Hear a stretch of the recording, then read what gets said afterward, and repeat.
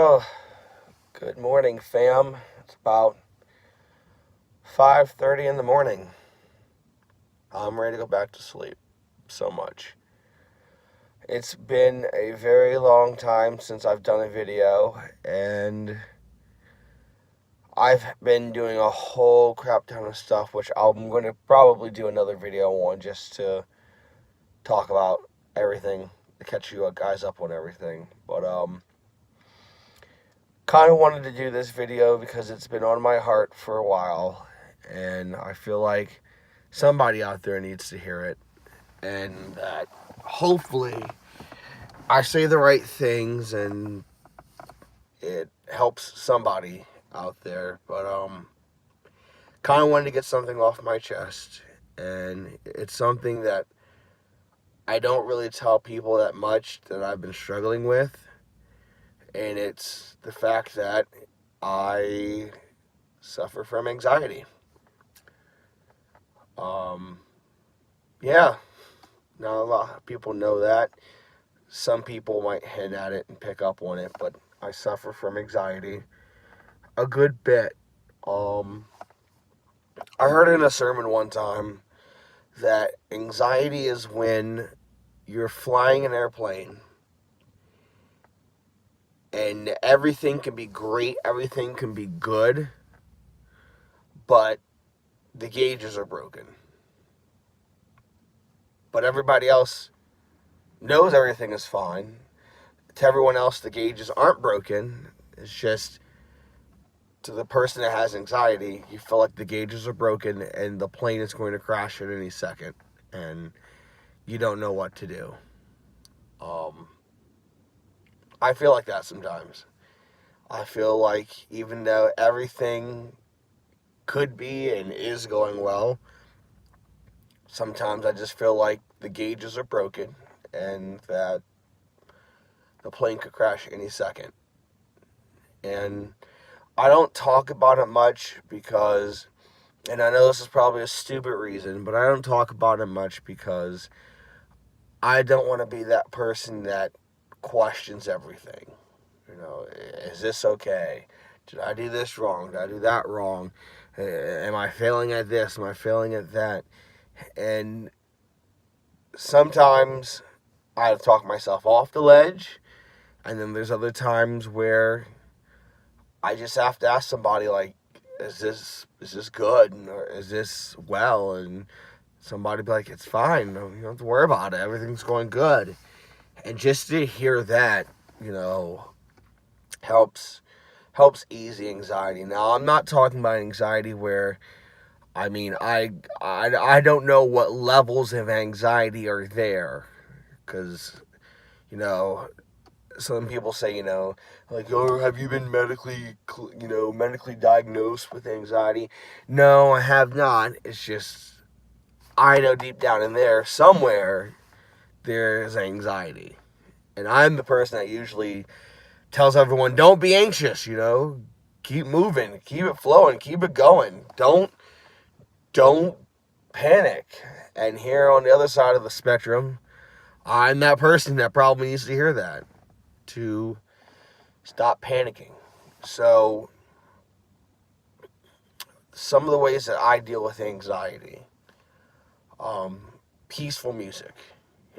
It's great to hear just peace for a little bit. Sometimes those gauges are spinning and you hear the alarm going off, and just sometimes you just need to step out of the box and step out of the situation and just, calm yourself for a second. Um, Prayer and meditation is another thing. I am a big prayer, and I meditate a good bit. And sometimes it takes those two just to just center yourself, and put you back on the ground and put you back on your feet, and just to reassure you that there is still peace and that you can still have it at any cost. Just have to find it and keep it. And for somebody that has anxiety, you're probably saying, it's hard for me to keep peace. It's hard for me to keep calm. And I'm right there with you. I get it. I understand it. Sometimes it is absolutely hard to find stillness in what you feel like is a shaken up, crazy, ridiculous thing. Um,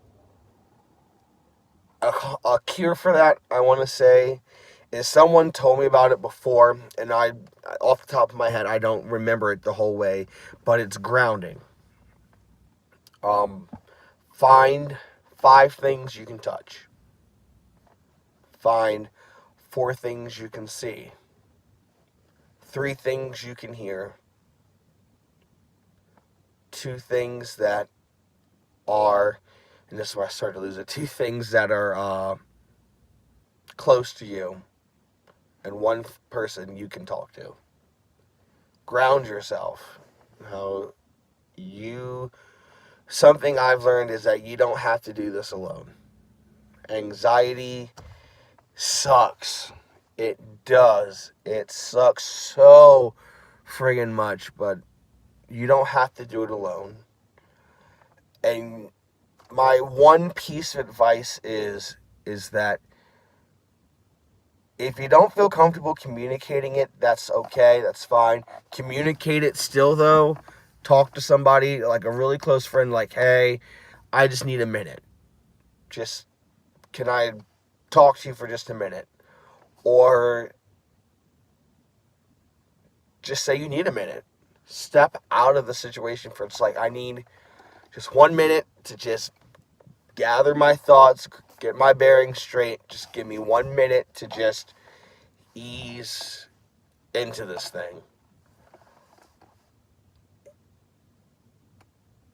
I think that's everything I have for anxiety. It's not easy. It's not fun. Some people have higher levels of anxiety than others do. If I had to put on a scale, I'd say my anxiety is about a level 2, level 3. But here's my one piece that I want to give for anxiety is, do not make any decisions until your feet are on the ground. I have learned that when I get anxietous, I immediately start running for the lifeboat, start throwing everything off the ship. I think of every possible worst scenario that's going on when in all reality, nothing like that is happening. Don't make any decisions, because you can make some pretty crash decisions. I've done them before. I've almost done them. And after a while, I sit back and think, wait a minute, this isn't a good idea. Stop. Hold on. Let's bring this back. So, yeah, anxiety. Some of us have it. Some of us don't. Some of us have it a little bit stronger than the others. But here's the thing, you don't have to fight it alone. You don't have to go through it alone.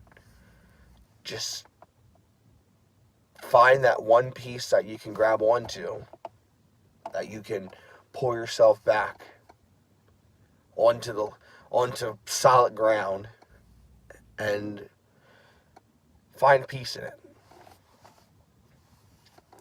Do we have to live with anxiety? No, we don't. We do not have to live with anxiety. I pray that one day anxiety is abolished. But until then, we find those moments of peace. We find those moments of strength. And we find those moments of calm that takes us out of the situation, puts us back on the ground, and keeps us moving, and keeps us strong. So, if you have anxiety, I'm there with you. And if you ever need a minute, give your boy a holler. Because I understand we all need that minute. So, please take good care of yourself. Be strong. Be courageous.